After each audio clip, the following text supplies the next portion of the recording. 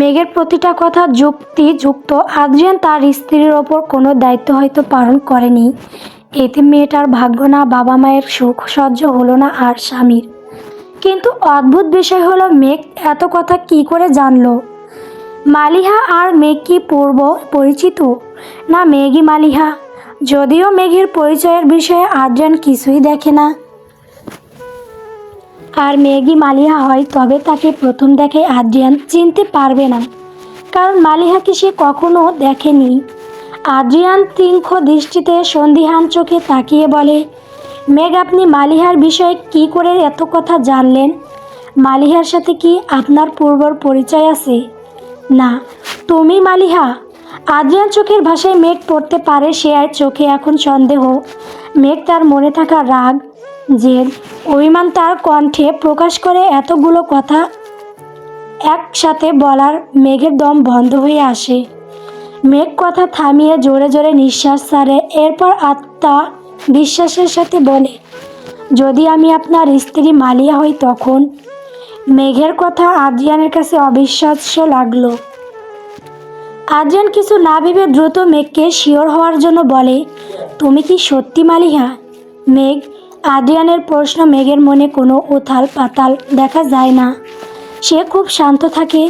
আদ্রিয়ানের বড় বড় অবাক করা চোখের দিকে তাকিয়ে দীর্ঘকণ্ঠে বলে ওঠে, যদি আমি সত্যিই মালিহা মানে আপনার স্ত্রী হতাম, তবে এতক্ষণ আপনার সাথে এত শান্ত গলায় কথা বলতাম না, বরং ডিভোর্স পেপার রেডি করে সোজা মুখে ছুঁড়ে দিতাম, কারণ আপনি ভালোবাসা না বরং অপমানের যোগ্য। মেঘের কথা শুনে আদ্রিয়ান সম্পূর্ণরূপে সন্তুষ্ট হতে পারে না।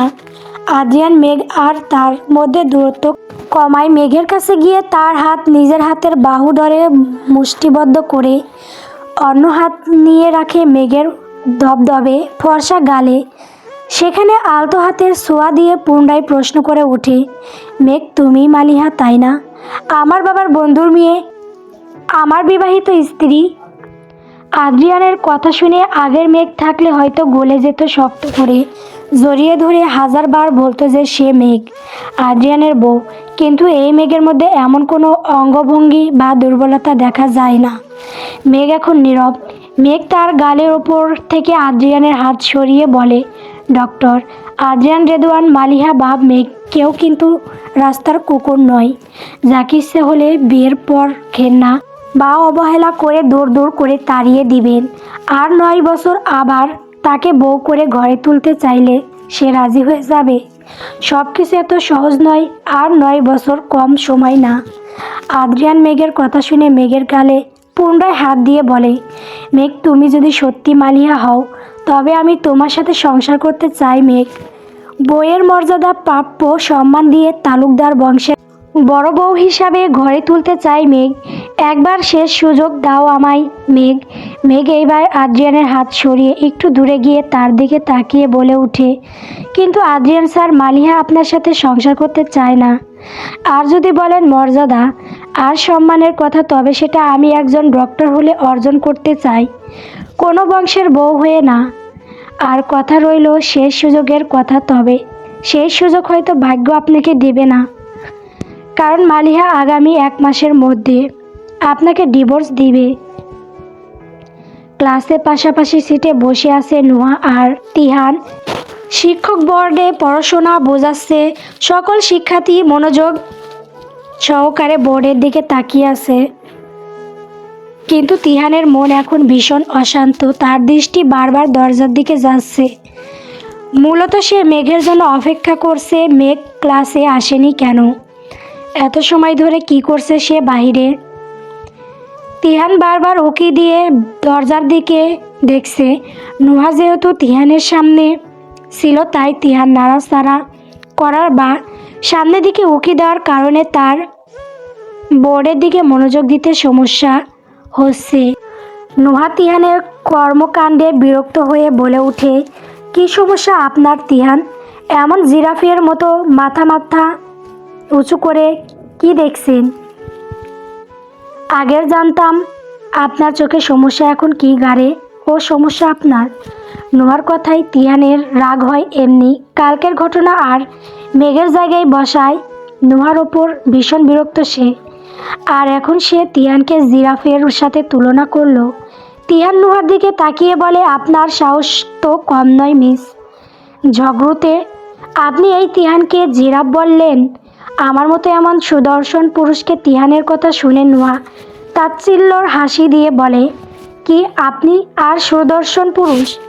যেই না চেহারা আমার নামে রাখছে পেয়ারা। নিজের চেহারা এখন আয়নায় দেখেছেন?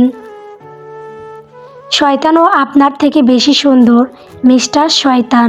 নুহার কথা শুনে তিহানের তার উপর রাগ বেড়ে যায়। সে বলে, ও তাই না, আমি শয়তান? শুনুন, আমি যদি শয়তান হই তবে আপনি হন পেতনি। নুহা তিহানের কথার উত্তর দেওয়ার জন্য মুখ খুলল, তখন টিচার ধমকের স্বরে বলে উঠে, সাইলেন্ট। নুহা আর তিহান দুজনে চুপ হয়ে যায়। টিচারের ধমক শুনে নুহা বেঞ্চি কেটে মুখ ঘুরিয়ে নেয়।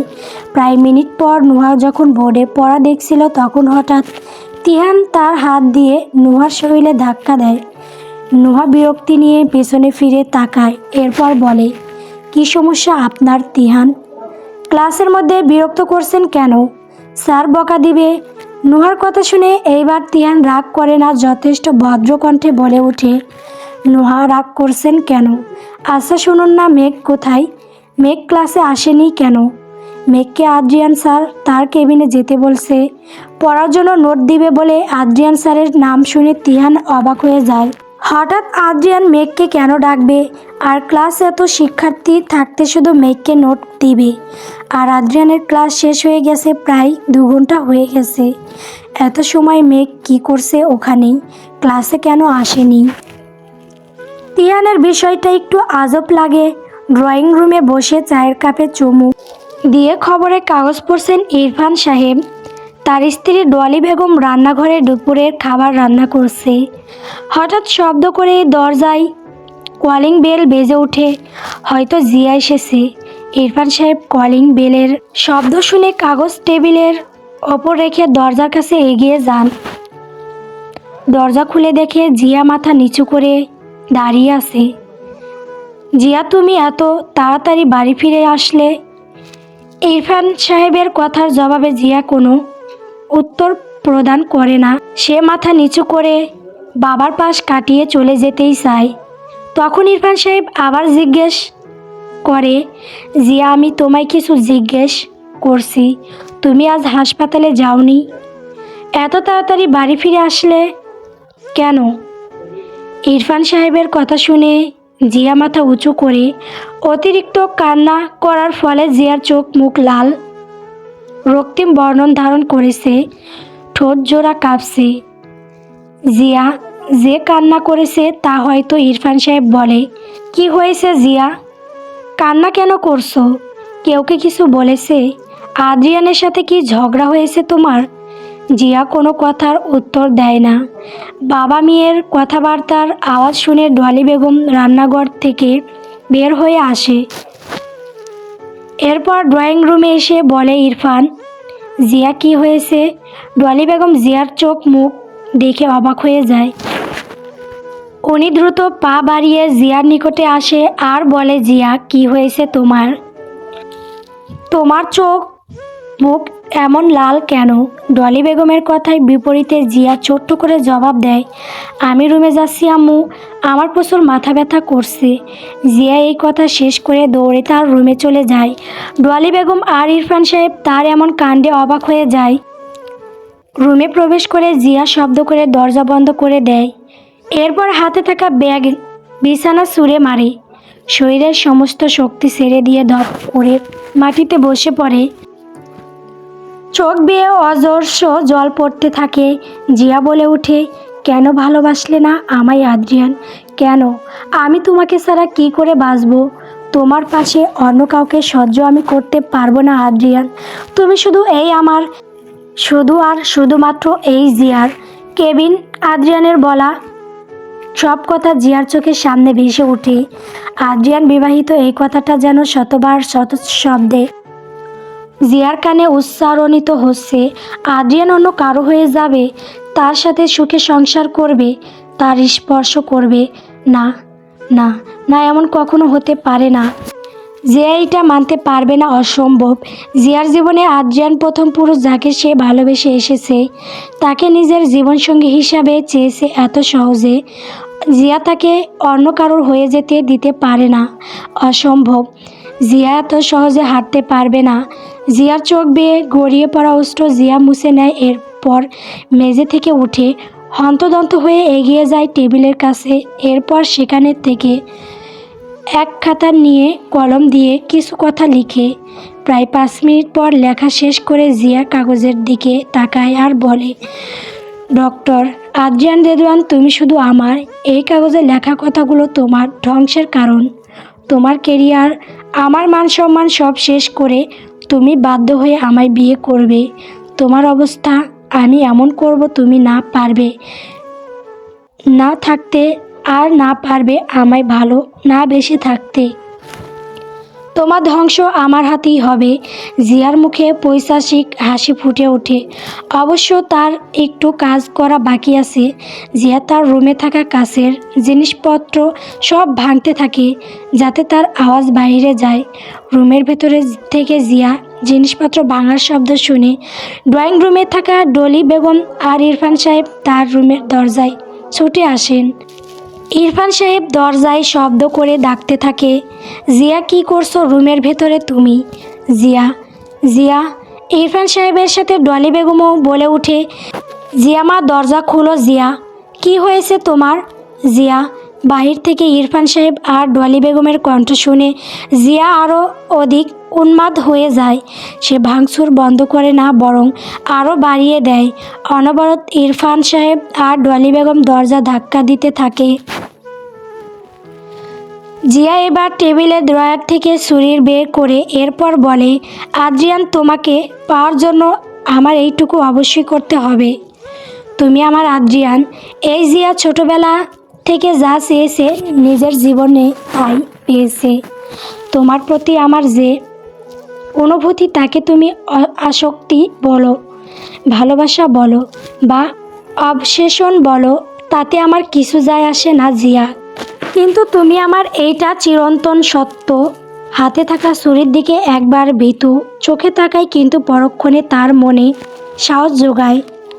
ধীরে ধীরে ছুরি হাতে নিয়ে রাখে। এরপর জোরে 2টা দাগ কাটে হাতে। মুহূর্তের মধ্যে রক্ত হাত বয়ে যায়। বিন্দু বিন্দু রক্তকণা গড়িয়ে পড়ে মেঝেতে। কিন্তু ভুলবশত জিয়ার হাতে কোনোই জোরে ছুরি চালিয়ে দেওয়ার ফলে হাতের একটা রগ কেটে যায়, যার ফলে রক্তস্রোতের ধারায় ন্যায় প্রবাহিত হতে থাকে। জিয়া ডক্টর হওয়ার খুব দ্রুত বুঝতে পারে সে কত বড় ক্ষতি করে ফেলেছে। যদি এখনই তাকে হাসপাতালে না যাওয়া হয় তবে হয়তো মারা যেতে পারে। রুমের ভেতরে জিয়ার কোনো শব্দ না পাওয়ায় ডলি বেগম আর ইরফান সাহেব ভয় পেয়ে যান। ইরফান সাহেব বুঝতে পারে তাকে এখন দরজা ভাঙতে হবে। উনি দরজায় অনবরত ধাক্কা দিয়ে ভাঙার চলে করতে থাকে। জিয়ার হাতের রক্ত পরিমাণ দ্বিগুণ হয়ে যায়। তার শরীরে থাকা শক্তি শেষ হয়ে যায়। ধপ করে মেঝেতে লুটিয়ে পড়ে সে। শত চেষ্টার পর অবশেষে ইরফান সাহেব দরজা ভাঙতে সক্ষম হয়।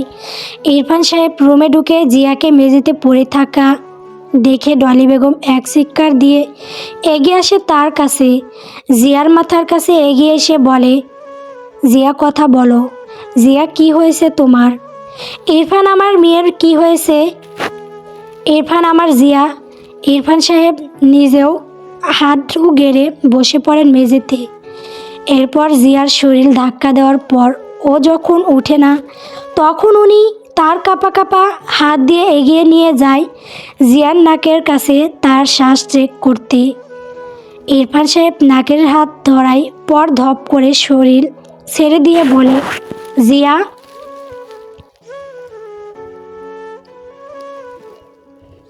গল্প তোমার নামে নীলছে তারা। পরবর্তী পর্ব পাওয়ার জন্য অবশ্যই চ্যানেলটিকে সাবস্ক্রাইব করবেন। ধন্যবাদ।